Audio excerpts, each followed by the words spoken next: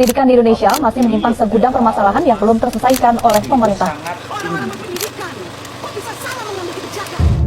Rendahnya angka literasi, terbatasnya akses pendidikan, dan maraknya bullying di Indonesia merupakan masalah sosial yang harus menjadi perhatian bersama untuk mewujudkan pendidikan yang berkualitas. Pendidikan kita masih belum bisa membangun sepenuhnya rasa curiosity, kecintaan terhadap ilmu pengetahuan, rasa penasaran untuk mau terus belajar. Masih melihatnya seolah-olah belajar supaya lulus, karena nanti kalau udah lulus kerja, as if kalau kerja tuh udah gak belajar lagi. Halo semua, perkenalkan saya Email Sarianti dari Fakultas Keguruan dan Ilmu Pendidikan Program Studi Pendidikan Ekonomi dengan NIM 06131382429080. Tujuan pembuatan video ini yaitu untuk pemenuhan penilaian akhir semester pada semester 1 dan pada mata kuliah pengantar pendidikan yang diampu oleh Bapak Dr. Andes Iqbal Barlian MPD dan Ibu Dewi Pratita SPD MPD. Judul permasalahan yang saya ambil yaitu permasalahan dalam bidang pendidikan di Indonesia. Berikut merupakan penjelasan video dari saya, selamat menyaksikan. Permasalahan dalam bidang pendidikan di Indonesia. Pendidikan merupakan bentuk upaya dan usaha sadar untuk mengembangkan potensi peserta didik agar bisa bermanfaat dan berguna dalam hidupnya. Pendidikan yang berkualitas tentu saja diharapkan demi kemajuan suatu bangsa dan negara. Pendidikan bukan hanya sekedar sebagai sarana agents of change saja bagi generasi muda yang akan menjadi penerus suatu bangsa, tetapi pendidikan juga harus bisa menjadi agents of producer yang dapat menciptakan suatu transformasi yang nyata. Indonesia merupakan negara kepulauan yang berbentuk republik dengan jumlah penduduk mencapai 275,36 juta jiwa. Saat ini, pendidikan di Indonesia diatur dalam Undang-Undang Nomor 20 Tahun 2003 tentang Pendidikan Nasional. Pendidikan di Indonesia terbagi ke dalam 3 jalur utama, yaitu 1. Pendidikan formal, 2. Pendidikan non-formal, dan yang ketiga yaitu pendidikan informal. 1. Pendidikan formal yaitu pendidikan yang ditempuh di bangku sekolah, dan yang kedua yaitu pendidikan non-formal yaitu pendidikan yang ditempuh di luar sekolah seperti kursus, les, dan lain sebagainya, dan yang terakhir yang ketiga yaitu pendidikan informal. Pendidikan ini bisa didapat dari lingkungan keluarga dan sekitarnya. Permasalahan dalam bidang pendidikan di Indonesia tiada habisnya. Pendidikan di Indonesia menjadi salah satu aspek kritis dalam pembangunan negara.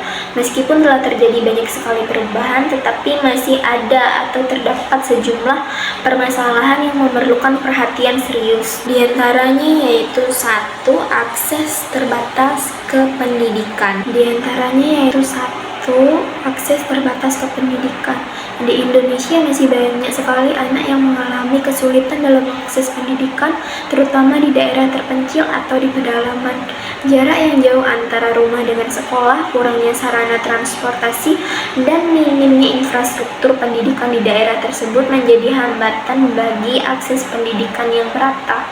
Jika hal ini dibiarkan begitu saja secara terus-menerus, maka semakin tertinggal pula kemajuan suatu wilayah dan kemajuan generasi bangsa sebagai penerus Indonesia yang maju dan bijak dalam pendidikan. Yang kedua yaitu kurangnya keterlibatan orang tua. Partisipasi orang tua dalam pendidikan anak seringkali rendah.